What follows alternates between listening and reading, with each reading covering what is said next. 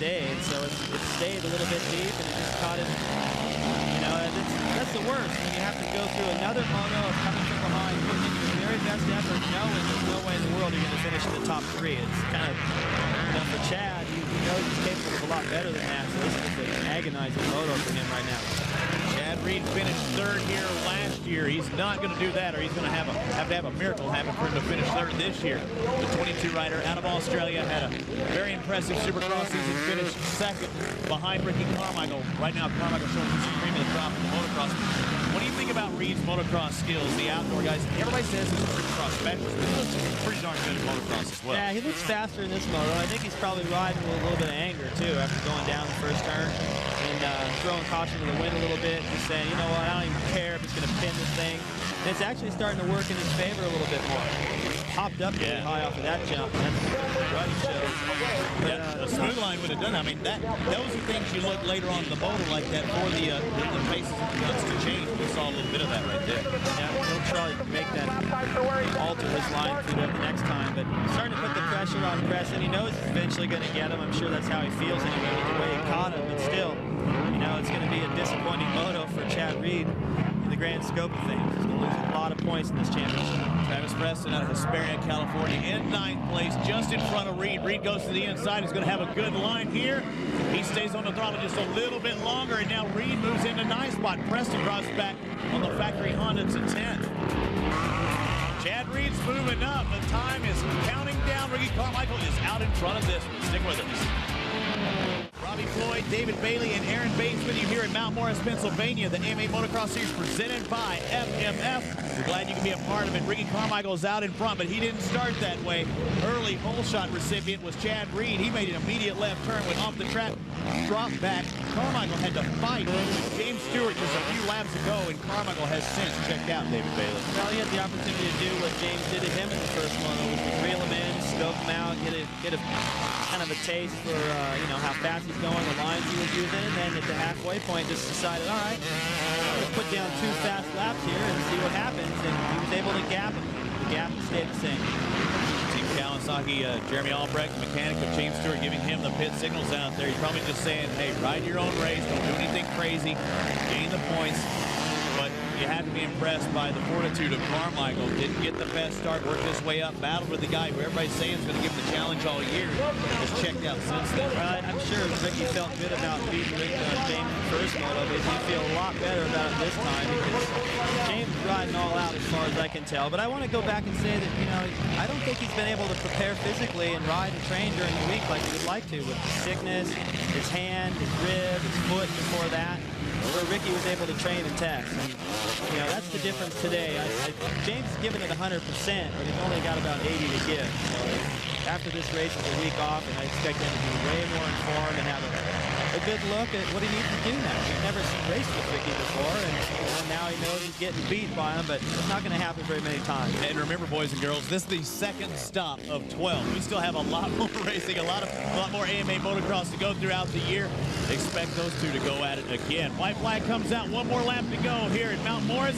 Ricky Carmichael trying to work his way through lap traffic and trying to do something really special. Only the 3rd rider to ever win 4 Mount Morris events.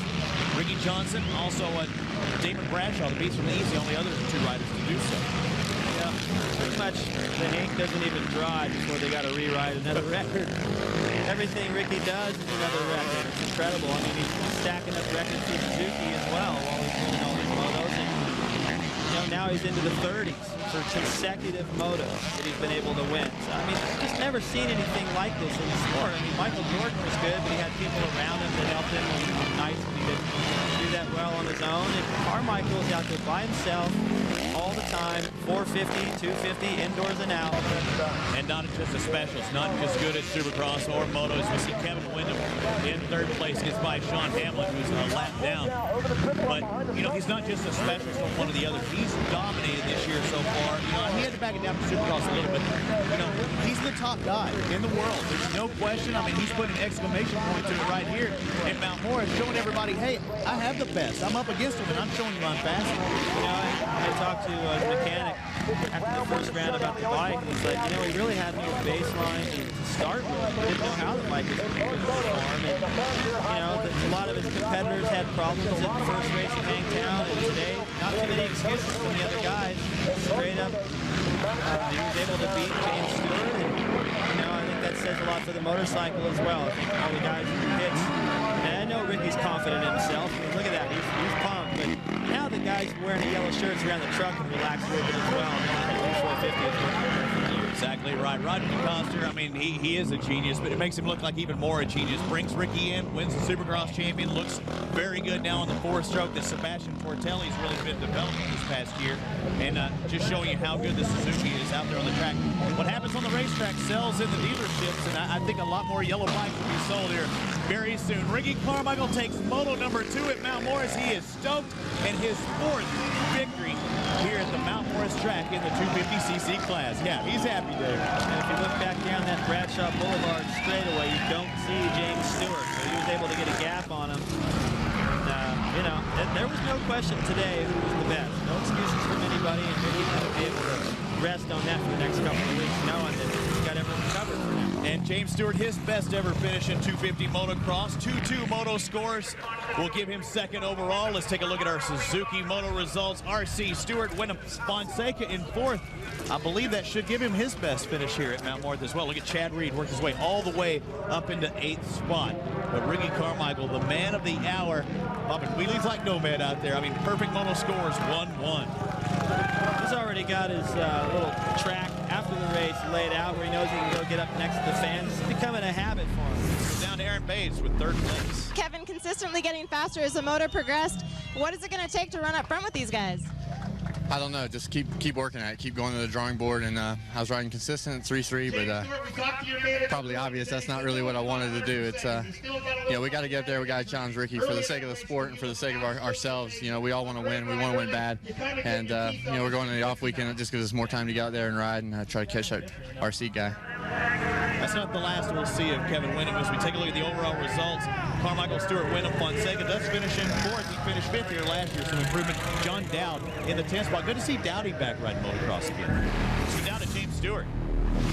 I'm having fun, you know, it's just a working process and we get better every week, and yeah, I feel good, you know, I feel like I can win these things, you know, I just need to work harder after last week, you know, dehydration, I really recovered during the weekend. I'm back, you know, I'm getting stronger, and it'll be good for Southwick. I like staying, and hopefully we get it.